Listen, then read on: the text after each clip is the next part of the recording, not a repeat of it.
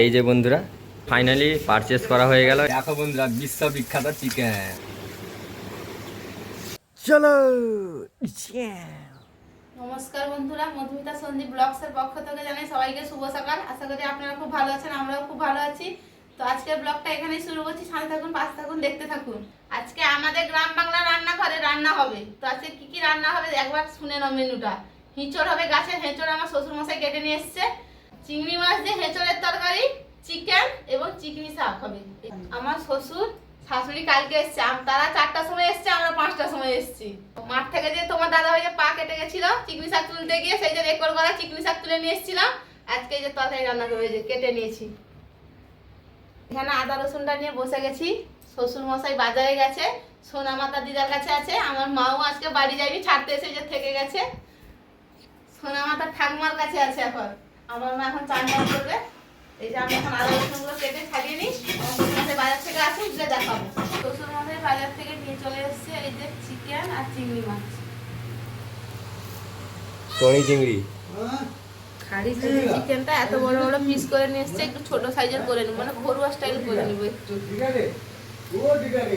পুরো বড় বড় পিস করে নিয়ে এসছে, কাতলার পেটি মতন করে নিয়ে এসছে।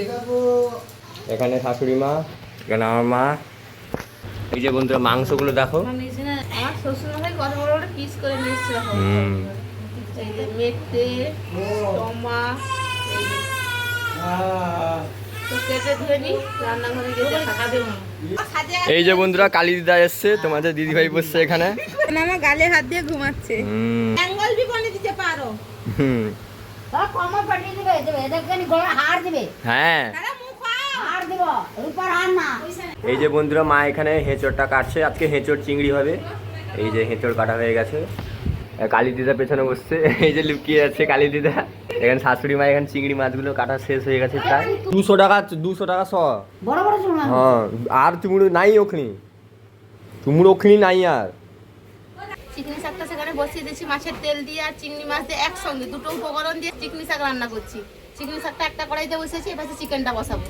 তো সোনামাকে চান করাতে করাতে দেরি হয়ে গেছে। সোনামা তো সবার কাছে থাকছে, চেনা অচেনা কিছু নেই, এখানে কান্নাকাটিও করছে না। একটা কথা আছে না, যে যার রক্ত সে চেনে, সোনামাও এখানে এসে সেই সেম হয়েছে। তো সোনামাকে চান টান করে ঘুমিয়ে দিয়ে এসেছি। এই যে এবার চিকেনগুলো রান্না করবো, চিকেনটা রান্না করবো। আজকে দুপুরটা জমে যাবে একদম। হ্যাঁ, শ্বশুর মশাই, শ্বশুর শাশুড়ি, বাবা মা, তোমরা সবাই একসঙ্গে ফ্যামিলি একজন হয়ে গেছে। শুধু ননদটা নেই। তা আমাদের তো এখানে বাসলি পুজো আজকে মনে হয় ফোন করেছে আমাকে দুবার, সে ফোন তুলেনি। দেখা যাক কি গরম। এই যে তোমাদের দাদা ভাই চিকেনে যেন মশলাটা কষছে। এই যে গেল সেই চিকেন। দেখো বন্ধুরা বিশ্ববিখ্যাত চিকেন। আমি মশলাটা কষাচ্ছিলাম অর্ধেক, আর তোমার দাদা ভাই বাদ বাকিটা রান্না করছে। আমি এখানে হেঁচড়ের জন্য চিংড়ি মাছটা ভাজছি। দেখো রুচিয়া বন্ধুরা, আর বাড়িতে পরিষ্কার চলছে, সেদিকে দেখো মা পরিষ্কার করছে। কেননা এই সামনে পুজো 25 তারিখ থেকে আমাদের এখানে বাসলি পুজো। তো সবাইকে আমন্ত্রণ জানালাম, তো সবাই আসবে কিন্তু 25 তারিখ থেকে 1 মে অবধি, 25 এপ্রিল থেকে, এই মাসের 25 তারিখ থেকে। তো চলো চিকেনটা রান্না করে নিই। শ্বশুর মশাইও আসছে, বাবাও আছে, মাও আছে, শাশুড়িও আছে। একদম খাওয়ার সময় দেখা হচ্ছে। চলো দুপুর বন্ধুরা, এখন আমরা খাওয়া দাওয়া করিনি, শ্বশুর আর বাবাকে খেতে দিয়েছি। তো দেখো এই খেতে বসছে, কি কি রান্না হয়েছে একবার দেখে নাও। চিংড়ি মাছ দিয়ে গাছের হেঁচড়ের তরকারি, এই যে মাছের চিকনি শাক, এখানে আছে বিচের চাট আম দিয়ে, মাছের ডিমের বড়া, এখানে আছে চিকেন।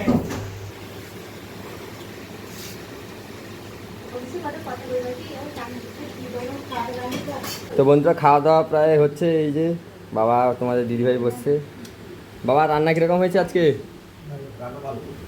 ঠিক আছে।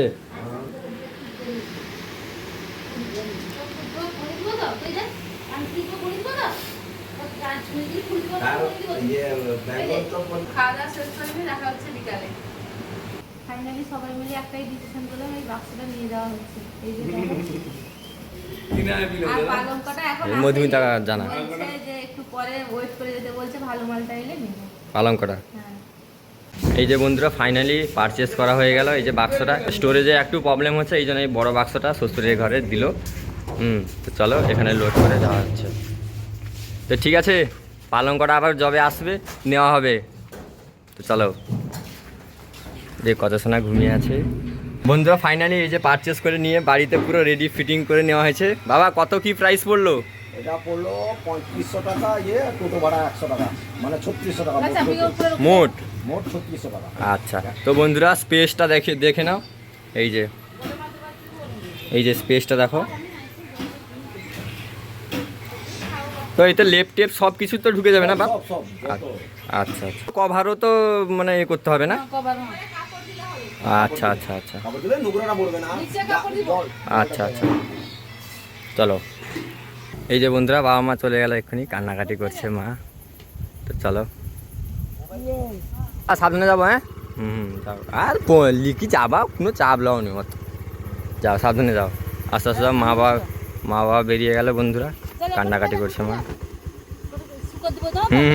হ্যাঁ ও যাও।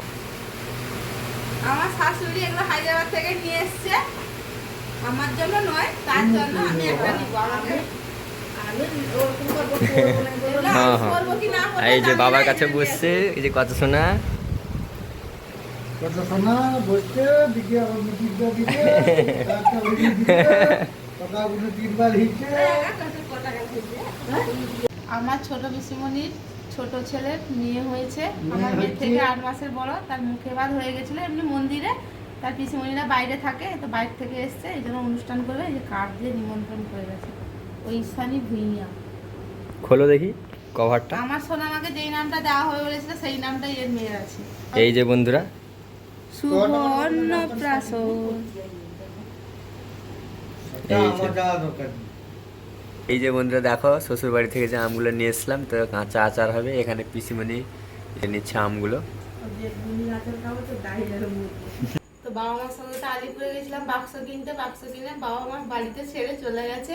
সোনা আমাকে ঘুম পাড়িয়ে দিয়েছি, এখন খেতে বসে গেছি। শ্বশুরমশাই খেয়ে নিয়েছে, আমি খেতে বসে গেছি। দুপুরে যে তরকারি ছিল সেগুলো দিয়ে খাচ্ছি, আর বেশি কিছু রান্না করিনি। তো আজকে সারাদিনের ব্লগটা কেমন লাগলো কমেন্ট করে জানাতে ভুলবেন না। তো আজকে ব্লগটা এখানেই শেষ করছি। এইভাবে সাথে থাকবেন, পাশে থাকবেন, দেখতে থাকবেন। তো চলো দেখা হচ্ছে নতুন ব্লগ। চলো।